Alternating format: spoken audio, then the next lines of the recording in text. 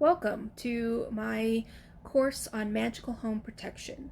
This will be a short video that covers some various topics all about how to protect your home magically and energetically from things like malicious spells, negativity, the evil eye, spirits that have ill intent. I hope that you will find this information interesting and helpful. Um, and if you have any comments or questions or concerns, please feel free to reach out to me. You will find my contact information at the end of this course, at the end of the presentation. And you should find that there is a handout with all the information that's presented in this course in a PDF that you can print out and use for later reference. Thank you. Today we will be talking about what is magical home protection, the history of magical home protection, materia magica, house protection forms, and how to take all of that information and put it together. And then there will be resources at the end for you to further your study. So to start off, I would like to introduce myself. My name is Raechel Henderson. I am the author of several books through Llewellyn. These books include my book So Witchy, which is a book on sewing magic, and The Scent of Lemon Rosemary, which has been described as a witchy home economics book. I have been a practicing witch since the early 2000s. I do not belong to a particular path. I am an eclectic witch, also an intuitive witch. So a lot of what I do comes from how I feel and comes from what feels right for me. I encourage you, as you are going through this course, to take what makes sense for you and leave everything else behind. This magical home protection is a very personal topic and one that you should engage in from a gut level. Uh, Also, I mentioned that I currently work with the goddess Hestia, who is the Greek goddess of the hearth. I do work with a few spirit helpers, such as Turtle. And other than that, let's dive into the course. Magically speaking, house protection involves safeguarding your space from baneful magic. As with personal protective spell work, the magic is a sort of base layer and works in support of and in addition to other protective measures with regards to those issues beyond magical defense. And while I'll be using the word home throughout, magical protection can be used to safeguard individual spaces such as rooms and even altars. You only need to clearly define the space that you are protecting. So this can work for apartments, individual rooms. You're not, we're not talking just about the traditional idea of homes. Magical protection tends to fall into three distinct categories, which are boundaries, repelling, and trapping. We'll be covering all three categories in more detail, but briefly they are defined this way. Boundaries set up a line of demarcation between the space being protected and everywhere else. This is most readily seen in activities like the casting of a circle before spell work. The witch is marking out her space and indicating who or what is allowed into it. Repelling magic works through rebuffing any hexes or curses aimed at a person or space. Some repelling magic will send those malicious spells back at casters. Others just bounce the energy back out into the universe. This type of protection also works against spirits and other negative energies, or plain bad luck. An example of this are talismans like the Nazar, which protects by warding off the evil eye. Trapping magic is just that. It's a trap for malicious magic, spirits, or negativity that might be sent against one. An example of this would be a witch bottle. So I think that first off, it's important that we talk about what magical protection can and can't do. Items like a Nazar are worn to ward off the evil eye, not to protect against mugging. So when it comes to magical household protection, your goal is to ward your home from baneful magic first and foremost. Spells, talismans, and charms can be used to keep out bad luck, negative energy, and harmful spirits. They are the witchcraft equivalent of locking your doors and turning on the alarm system. So that isn't to say that you can't tailor your spell work to address physical security, but you will, one, be approaching such concerns from a magical perspective, and two, the spell work will act as assistance to practical steps you take. For example, you can add elements to a spell pouch that repels those with ill intentions as a way to keep robbers from your door. You still want to make sure you lock the deadbolt when you're gone, though. So magical protection cannot take the place of physical action on your part to safeguard your space. So let's start our conversation about magical home protection with the history of it.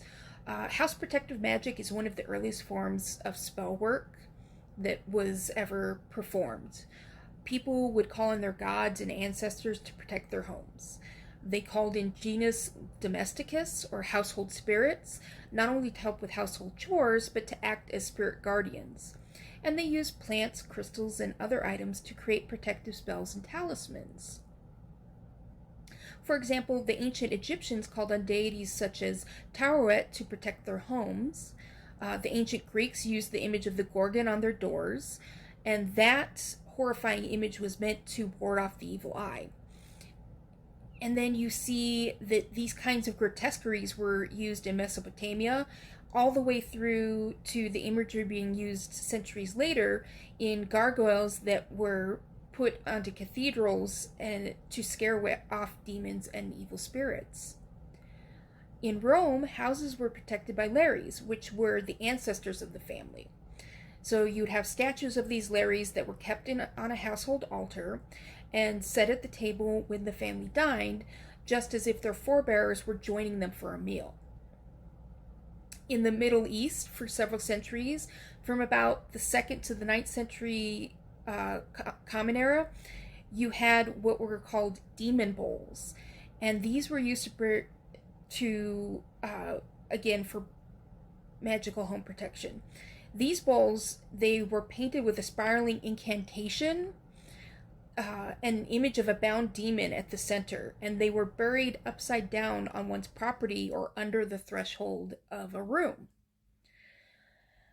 You go even later in our history, and you have in England shoes that were found in the walls of homes dating from the 1500s all the way to the early 1900s, which speak to an established practice. One item that we'll be discussing later, the witch bottle, has been found at various sites around Great Britain. And across the Atlantic in Pennsylvania, Dutch country, you can find hexen or hex signs painted on barns.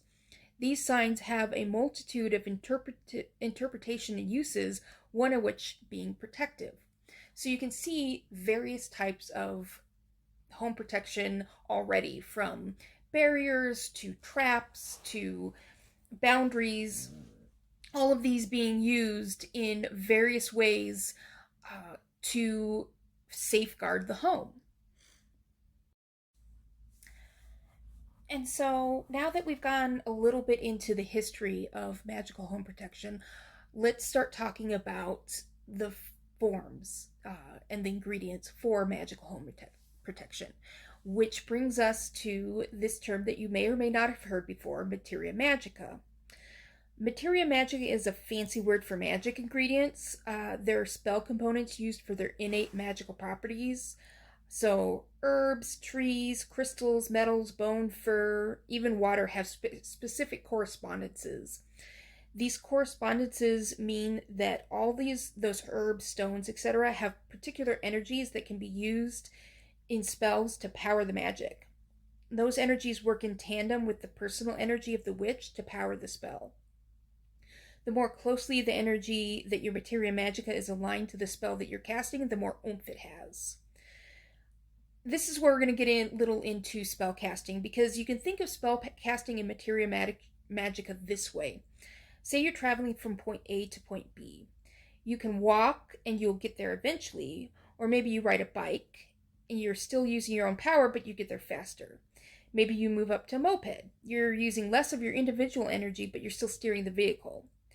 Maybe you take a car with great gas mileage and onboard GPS and add some of that octane booster. Maybe you add some racing stripes to the side so the car goes even faster. All of that is in service to get you to your destination faster. Materia magica is the bike and scooter and car and even the spoiler you added. You can even take things further by using magical timing, like plotting out the best route to take from A to B. It's all up to how detailed you want your spell to be. So all of that said, that's where we get into materia magica, and the most common materia magica are plants and crystals. Both are related generally to the element of earth, which is the element of the home and security. They are highly versatile materials that can be used in a variety of ways. For example, certain herbs can be planted around the home to take advantage of their protective properties. Dried herbs can be sprinkled at doors and windows, burned as incense, or steeped in water to make a wash for porches, sidewalks, and even driveways. Crystals can be hung in windows or placed on windowsills, buried at property lines, embedded in fences, carried to access their protective properties. Both are also often added to pouches and hung over doors as protective talismans. So both herbs and stones. So herbs and crystals also tend to be the easiest materia magica to obtain because you can, for the most part, either go to a store to get what you need, or if you are someone who has natural places like parks, forests, what have you, you can go out and forage what you need. So let's start with 5 herbs for home protection.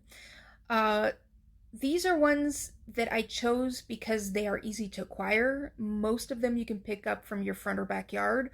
The one possible exception is mugwort, and that's just because it's a little harder to find in some places, but it is easy to grow, and you can find it for sale in a cook shops. I also think it's one of those herbs that all witches should have on hand, just because it can be used for so many different kinds of spell work. So the 5 herbs that I recommend using in home protective spells is mugwort, fleabane, clover, bay leaves, and oak. Let's start with mugwort. Mugwort leaves protect against the fae and other spirits that have ill intent.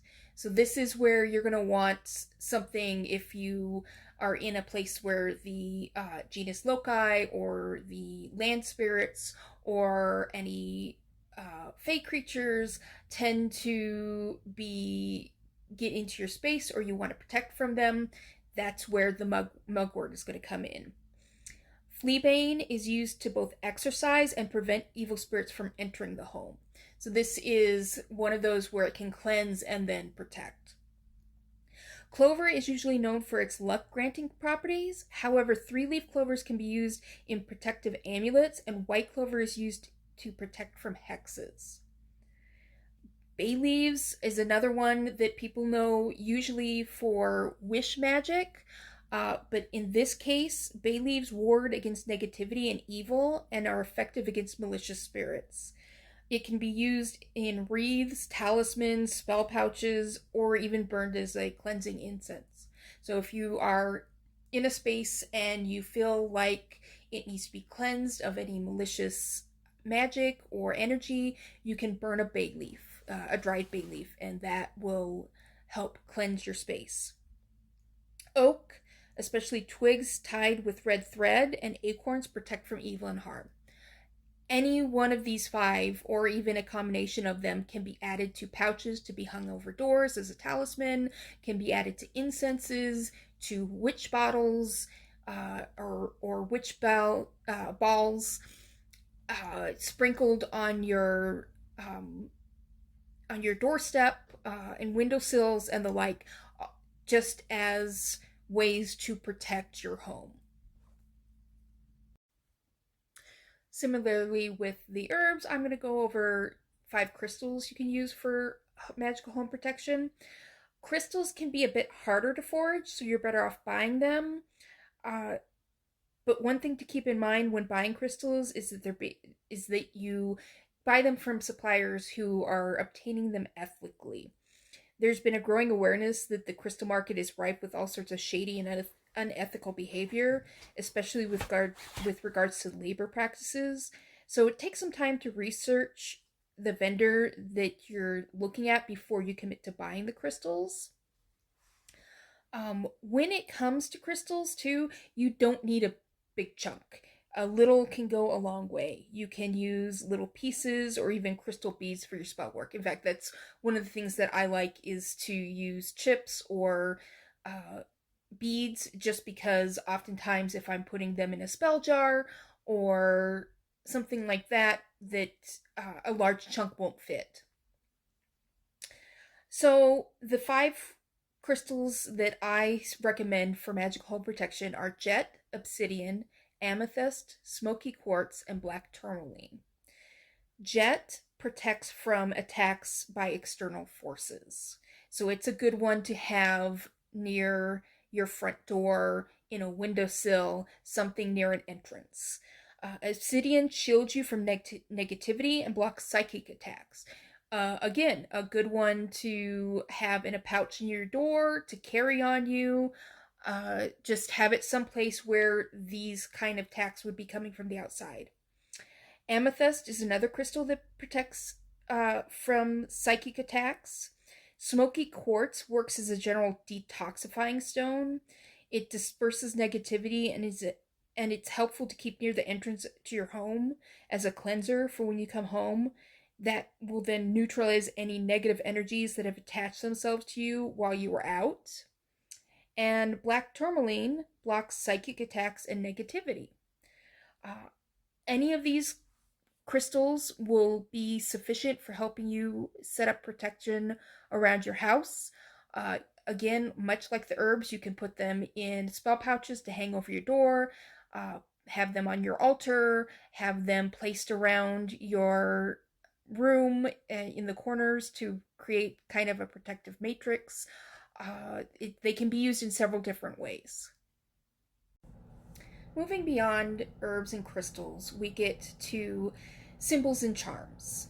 Now, apotropaic means something that has the ability to ward off evil or bad luck. These are like good luck charms, but their focus is deflecting bad luck rather than pulling in good luck. There are a lot of different types of symbols and charms that are apotropaic, and I'm only going to cover 5 here. However, you don't have to stick to just these ones. You can look at your particular path or culture and see what's used there. We're going to start with the pentacle, which is a symbol that has had several different meanings and magical uses attached to it over the years. However, it has been used often as a protective symbol. So a silver pentacle could be added to talismans and charms to tap into that protective energies. I've mentioned before the Nazar, which is an eye-shaped amulet that wards off the evil eye. Now, the evil eye is a bit of mostly unintended malicious magic when someone looks at you and envies something that you have, or what your life is like. Then that causes bad luck and malicious energy to attach itself to you. So the Nazar is used to block that or repel it.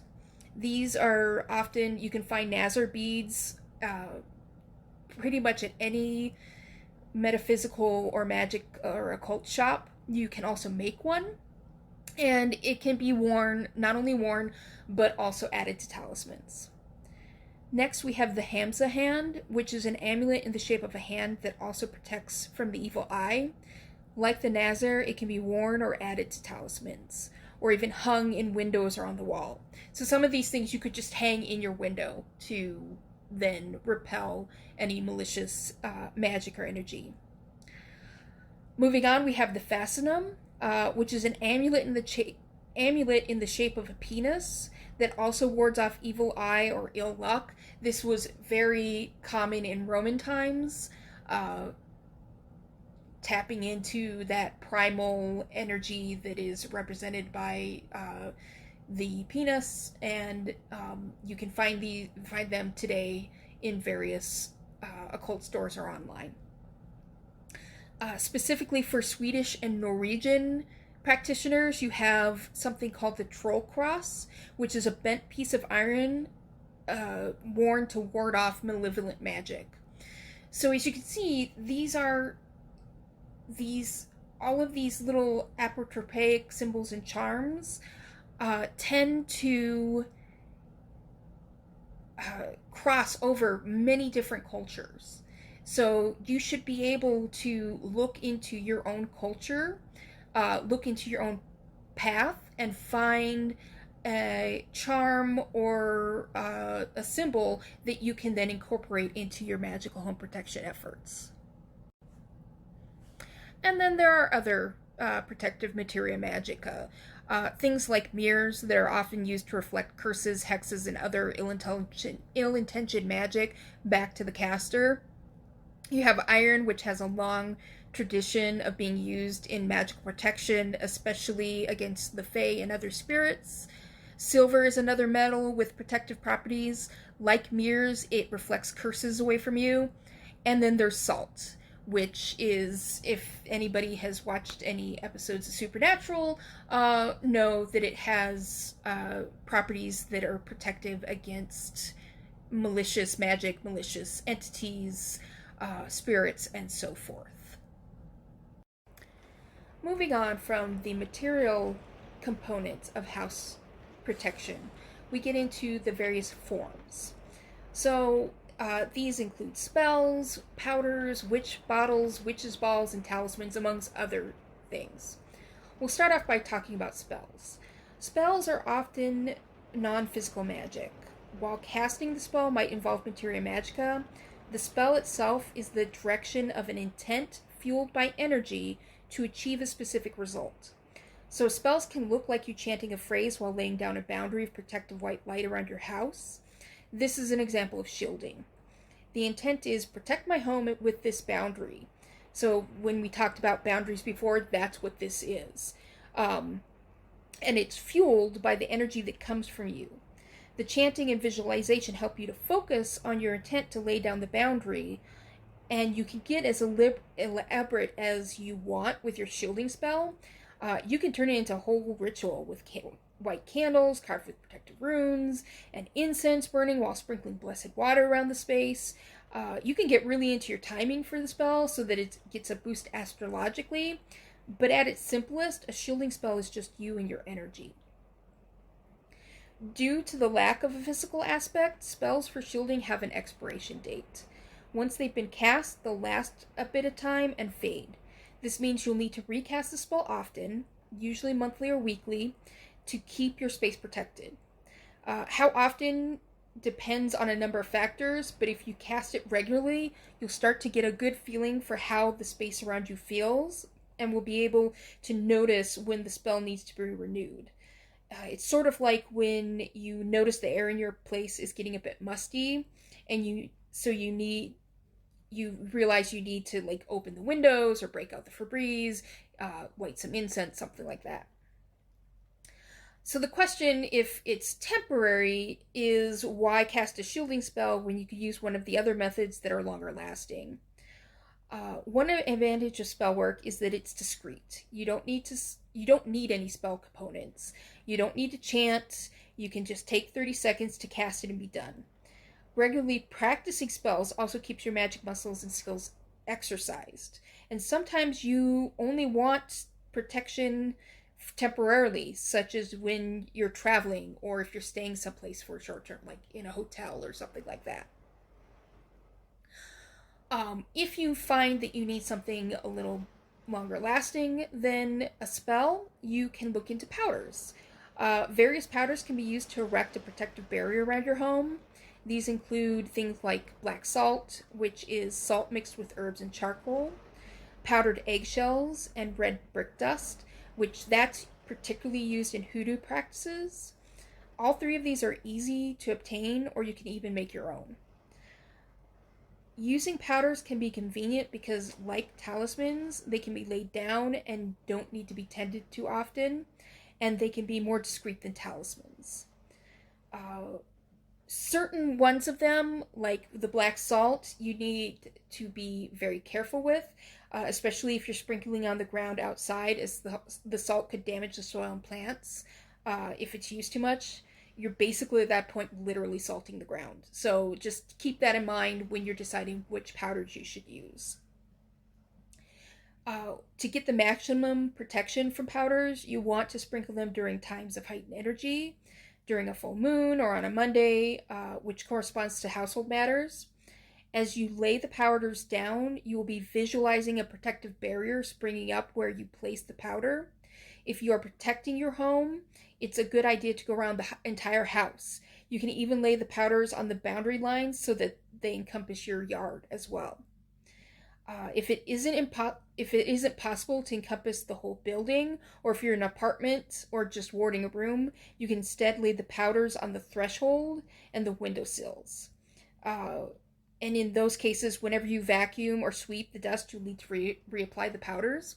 Also, if you have issues where you don't want it to be obvious that you have placed these powders down, say you have animals that you don't want them uh, getting the dust on them or the powder on them, what you can do is sprinkle it on the trim above the door, and that way it'll be up out of the way and nobody will notice. Moving on uh, from boundary magic to trapping magic, we get into things such as witch bottles and witch balls. Um, I mentioned the witch bottles earlier, and historically they were used as protection against witches. Nowadays, they're used as protection for witches. A witch bottle usually contains items that are sharp and piercing, such as nails, thorns, pins, and needles, and personal items like hair, teeth, or urine. These personal items are called tag locks in magic, and they act as decoys, something the baneful magic would lock onto rather than the actual target. Then the nails, etc., would pierce, pin, or tangle up the magic so that it couldn't do any harm. Once your witch bottle is filled, you seal it and you bury it either under the stairs or porch leading into home or elsewhere on the property. It is then left to do its work. Because the witch bottles are buried, any negativity they attract and trap is then grounded into the earth. Grounding is a means of releasing and transmuting energy, much like how compostable items break down and become fertilizer for nearby plants. This is why witch bottles can be buried and left and don't need to be renewed at a later date. This is typically your set it and forget it type of magical home protection. Witch balls are a little different, but similar to witch balls are a little different from witch bottles, but they operate on the same premise. Witches' balls originated in the 17th and 18th century England. They were hung in windows, and their purpose was to protect the home from evil spirits, evil spells, bad luck, and witches. The balls work much like witch bottles by distracting and then trapping any evil spirits or spell work. Witches' balls don't include tag locks, however. A witch ball can be easily made using one of those like refillable ball ornaments that are meant for Christmas trees.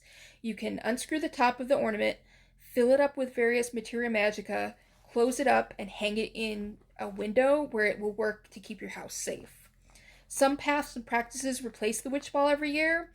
I think it's a good idea as well to keep your witch bottle regularly dusted, just as, a checkup to make sure that it's doing what it's supposed to be doing. Moving on, we then get into talismans. Talismans, which we've discussed a little bit when we were talking about the apotropaic charms. Talismans are physical items that are charged with intent to achieve a certain magical effect or goal. Protective talismans are often worn or hung near the area needing protection. So pretty much anything can be a talisman. A picture of a saint or ancestor or a deity can be hung by your front door. A statue like a gargoyle can be placed in the yard. Crystals or witches' balls hung in windows, even eye symbols painted on the lintel can work as talismans. Because they are physical objects, talismans don't need to be renewed as often as a shielding spell. Although, depending on what kind you use, you may want to cleanse it once a year. Again, since I am big into keeping your space cleansed and cleaned, keep it dusted, check it for in case it gets any chips or nicks or anything like that, which might indicate you need to replace it. Whatever, it's just good housekeeping and good witchcraft. Whatever you choose for your talisman, you'll want to cleanse it. Cleansing strips off any energy or charges that might be clinging to the physical object. It then creates a clean slate for your commands. A traditional way to cleanse an item is to pass it through smoke of an incense like myrrh or frankincense. Once your talisman is cleansed, you can charge it with the protective intent and then place it somewhere to get to work. I personally prefer to put talismans near entryways, but you can place them anywhere. Wherever you place it, keep your talisman dusted and cleaned. If it breaks, replace it. A broken talisman is going to be evidence that it repelled a targeted attack. Dispose of any broken talisman by burying it. And so now that we have discussed the history of magical home protection, the materia magica, the forms that magical home protection can take, it's time to start putting all of this together for your own personal magical home protection. So there's some things you need to consider. First off, are you protecting a room or an apartment or a house? That's going to determine what you choose. If you're just protecting a room, you're not going to use the same. You're not going to bury a witch bottle under your room. If you're protecting a house, you might want to do more than just a spell, a shielding spell around it, because you will have to repeat that often. You need to consider if your protection needs to be hidden? Do you live with non-witches or pagans, or are you practicing in secret? So you want to choose a form of protection that can be hidden or go under the radar. What's your aesthetic and what will fit with your lifestyle? Because if you're looking at some sort of protection that's going to, like, say, powders, and you just dislike the idea of having dust around or loose powders around your house, you're not going to want to go with that. Do you have any allergies? Do you have pets or children that you're going to need to watch out for and make sure that anything you use is not toxic to them? That's something to take into account. What's your goal with your magic protection? What is it that you want to accomplish? Do you just want to give yourself some added security, peace of mind, or do you really feel like you need something heavy duty because you feel like you have come under attack? That's going to change what you choose. What's your heritage and culture? Are there any magical protection practices inherent in them that you can use to tap into ancestral power? This is really important, not to engage in cultural appropriation.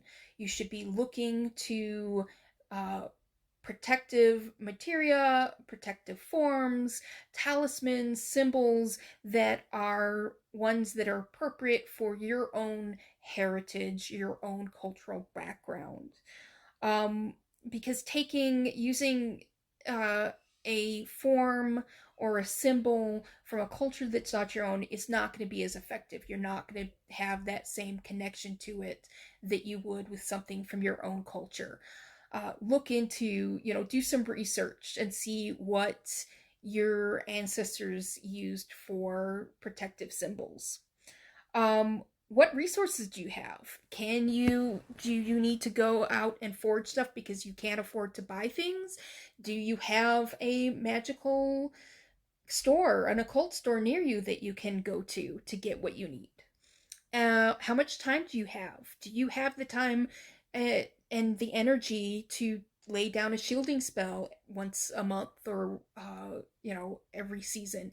Do you have the time and energy to create a witch bottle, to create a witch ball, to make these powders, to lay them down? Go with what you feel you are physically and energetically capable of doing. And what is your witchcraft or pagan path? And do they have inherent protective practices? I've tried to keep all of my suggestions very neutral and not tied to one particular uh, practice or another, but look to your own and talk to those practitioners on your path and see what they do. Brainstorm, ta- tap into that collective knowledge. uh, Once you've gone over these questions and you've decided what kind of protection you're going to use, you're going to gather your items. If you're using a talisman or witch bottle, and cleanse and charge them. You can time your spell casting using magical timing. So, for example, performing the cleansing or charging or casting your protective boundary on a full moon to tap into the energies of success and completion. If you don't want to wait for a full moon, you can time it to a Monday, which is related to domestic issues, or Saturday, which is good for protective and banishing magic. Um, Magical timing is a whole topic in and of itself. I may do another course on that if people are interested. If you are, let me know. Um, Otherwise, the keys takeaway that I want you to have come away with this is the idea that magical home protection is a practice that is